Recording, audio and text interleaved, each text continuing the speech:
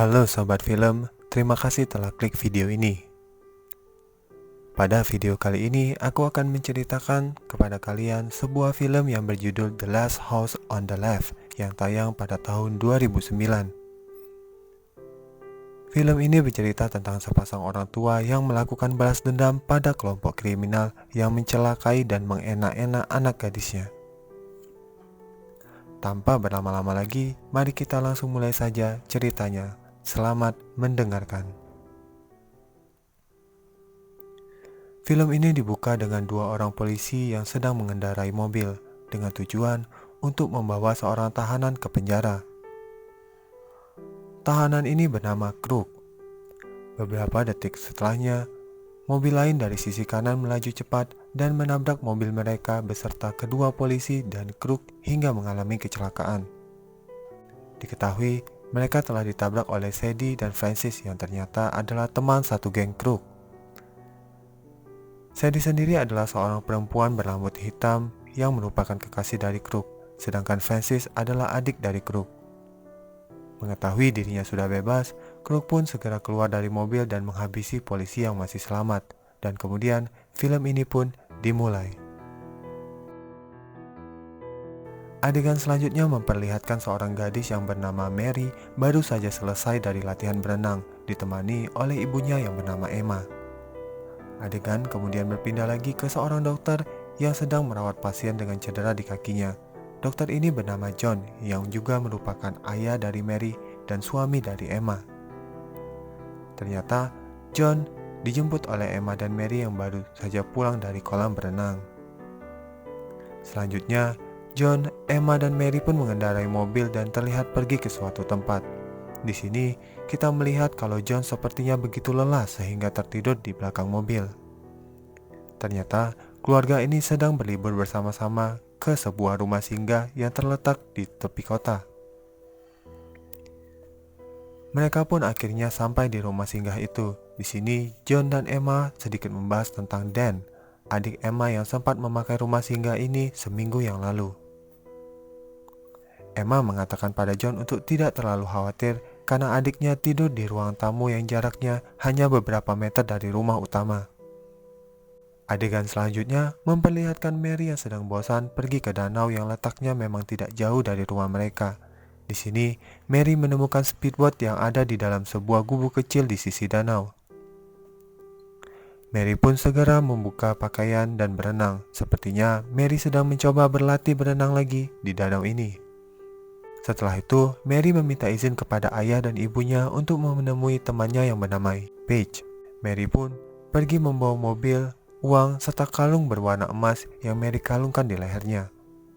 Adegan selanjutnya memperlihatkan seorang pria bernama Justin yang sedang memilih barang-barang di toko yang dijaga oleh Mary dan Paige. Di meja kasir, Justin mengatakan ingin membeli sekotak rokok, namun Paige menolak memberikannya karena Justin tidak memiliki identitas. Justin pun mengatakan jika Paige memberinya rokok, maka Justin akan memberinya sebuah ganja yang ia letakkan di kamar hotelnya. Paige pun terlihat setuju. Selanjutnya, Paige, Mary, dan Justin terlihat pergi ke sebuah motel tempat Justin tinggal. Di sini, Justin dan Paige masuk terlebih dahulu ke dalam kamar motel, sedangkan Mary menunggu di dalam mobil. Karena begitu lama, Mary pun akhirnya menyusul Paige, dan betapa kesalnya Mary melihat Paige dan Justin sama-sama sedang nge-fly di dalam kamar motel. Paige pun mengatakan bahwa barang yang dimiliki Justin ini sangat bagus dan menawarkan Mary untuk mencicipinya. Awalnya Mary menolak, namun akhirnya Mary juga ikut mencobanya. Selanjutnya Mary ditelepon oleh Emma. Emma mengatakan pada Mary bahwa ia harus segera pulang karena badai akan segera datang. Namun Mary mengatakan ia mungkin akan menginap di rumah Paige. Emma tentu menolak, namun karena sinyal yang putus-putus, percakapan mereka jadi tidak terlalu jelas. Masih di dalam kamar motel, terlihat Paige dan Justin serta Mary sudah nge-fly bareng. Waktu pun berlalu, entah sudah berapa lama mereka seperti ini. Dalam pengaruh ganja, Paige meminta Justin untuk memakai baju yang ternyata milik mamanya Justin. Beberapa saat kemudian, mereka dikagetkan dengan pintu yang dibuka oleh Crook, Sadie, dan Francis. Ternyata, Crook adalah ayah Justin yang baru saja dibebaskan oleh Sadie dan Francis tadi malam. Justin kemudian memperkenalkan Mary dan Paige kepada mereka. Crook kemudian menanyakan mengapa Mary dan Paige bisa bersama Justin di dalam kamar hotel. Situasi pun terlihat semakin tegang. Paige mencoba menjelaskan bahwa ia dan Mary hanya mampir sesaat saja dan sempat mendandani Justin dengan pakaian pamannya. Sempat terjadi sedikit perdebatan dan akhirnya Crook memukul Justin. Crook marah dan mengatakan jika fotonya masuk di halaman depan koran. Sepertinya Crook sedang diburu oleh pihak kepolisian karena kejadian di malam sebelumnya. Situasi semakin memanas. Terlihat Mary dan Paige juga semakin ketakutan. Paige yang ketakutan kemudian sempat kabur dengan cara mengunci pintu kamar mandi, namun sayang usaha itu gagal dan Paige pun pingsan karena terkena pukulan dari Francis. Crook dan kawan-kawan bersama Mary dan Paige akhirnya keluar dari motel dengan mengendarai mobil milik Mary. Di jalan, Paige terbangun dan melihat Mary sepertinya sudah sedikit bisa menenangkan diri. Sempat ada mobil polisi yang lewat, namun tidak ada yang bisa mereka lakukan karena mereka sedang dalam ancaman. Di sini Mary sadar bahwa mereka sedang menuju ke arah yang sama dengan rumah singgah yang ia dan keluarganya miliki. Mary pun sempat menunjukkan arah kepada Crook yang sempat kebingungan karena salah memilih jalan.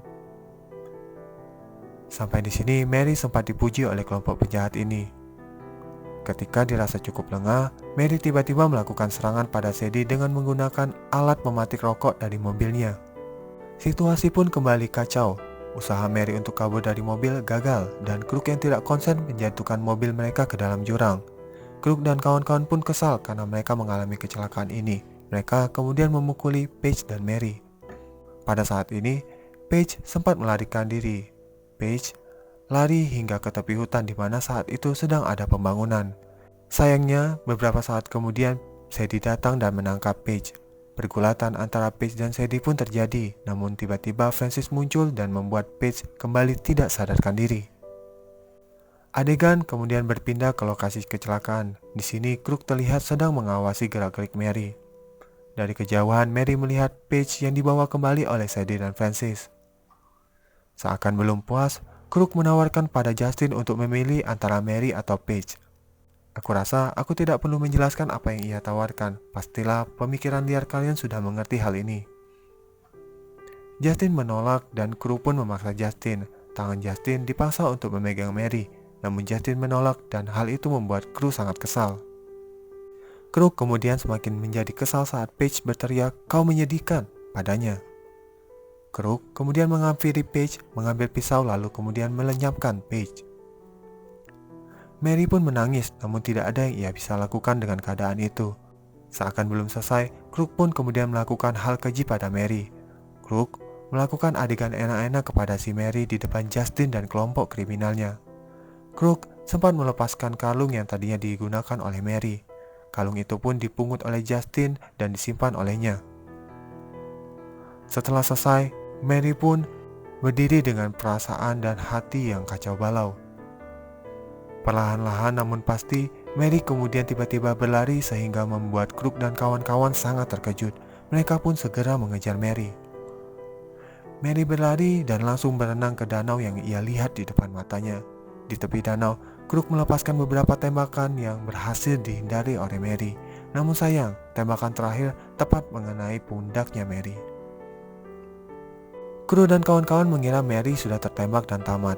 Crook dan kawan-kawan pun kembali dan melanjutkan perjalanan. Adegan selanjutnya memperlihatkan John dan Emma yang sedang makan malam. Tiba-tiba, pintu rumah mereka diketuk dari luar. Emma membuka pintu. Di luar ia melihat Crook dan kawan-kawan yang terlihat basah kuyup. Crook mengatakan bahwa mereka sedang mengalami kecelakaan dan terjebak badai. John dan Emma menyambut mereka dengan baik, bahkan John juga mengobati luka mereka. Saat Justin sedang menaruh gelas kotor di dapur, tanpa sengaja ia melihat foto Mary yang tertempel di kulkas. Justin pun menyadari bahwa John dan Emma adalah orang tua Mary. Justin sedih dan merasa bersalah atas kejadian yang menimpa Mary dan Paige. Ia pun mengeluarkan kalung Mary dan meninggalkan kalung itu di dapur. John mengizinkan Crook dan kawan-kawan untuk tinggal di rumah tamu yang letaknya berseberangan dengan rumah mereka. Setelah Crook dan kawan-kawan istirahat di ruang tamu, John dan Emma menyadari ada suara berisik dari luar. Mereka pun segera keluar dan melihat anaknya Mary dalam kondisi yang menyedihkan. John menggunakan keahlian dokternya untuk menyelamatkan Mary. John pun menyadari jika Mary sebenarnya sudah dimantap-mantap oleh seseorang. Di dapur, Emma menemukan kalung Mary yang diletakkan oleh Justin. John dan Emma pun sadar jika Kruk dan kawan-kawan sebenarnya adalah pelaku yang mencelakai dan mempermantap-mantap anaknya. Emma dan John berencana untuk pergi dari rumah itu menggunakan speedboat. Naas, malam itu mereka lupa di mana letak menaruh kunci kontaknya. Saat Emma sedang sibuk mencari, Francis tiba-tiba muncul dan melihat Mary. Mereka pun berkelahi. Emma terlihat kewalahan menghadapi Francis, namun tiba-tiba John muncul dan menghabisi Francis menggunakan palu. Emma dan John pun mengubah rencana mereka. Mereka pun mendatangi rumah tamu dan berencana ingin menghabisi Kruk dan Sadie. Di dalam, Emma dan John melihat Justin yang masih terjaga. Ternyata Justin memang sedang menunggu John. Justin kemudian memberikan pistol pada John dan Sadie pun terbangun. John berusaha menembak namun peluru meleset. Kruk pun bangun dan langsung menyerang John. Keributan pun terjadi dan diakhiri dengan Emma yang berhasil menembak Sadie hingga tewas. Sementara Kruk kabur dari jendela dan berlari ke rumah utama. Di sana, di rumah utama, Kruk melihat adiknya Francis yang sudah tidak bernyawa. Namun Mary tidak ada di rumah ini. Usut punya usut, ternyata Mary sudah dipindahkan ke speedboat. Kembali ke rumah utama di mana John terlihat mengejar Kruk. John sempat mengira Kruk kabur lewat jendela, namun tiba-tiba Kruk muncul dari balik lemari dan menyerang John. Meski John sempat kalah berkali-kali, namun akhirnya John berhasil menang dan membuat Kruk pingsan. Beberapa jam kemudian, matahari pun bersinar. John, Emma, Justin, dan Mary pun pergi ke rumah sakit menggunakan speedboat.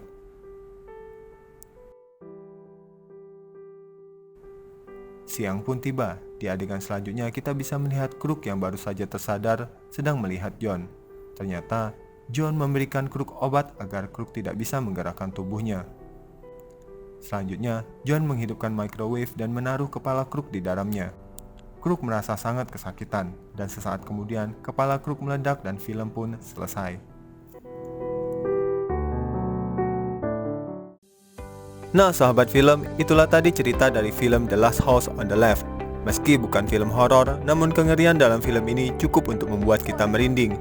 Jika kamu suka dengan film ini, pastikan kamu klik tombol like dan subscribe agar kamu dapat mengetahui jika kami update cerita film lainnya. Jika kamu punya saran film, tulis saja di kolom komentar. Akhir kata, terima kasih telah menonton video ini dan sampai jumpa di cerita film selanjutnya. Stay safe, people.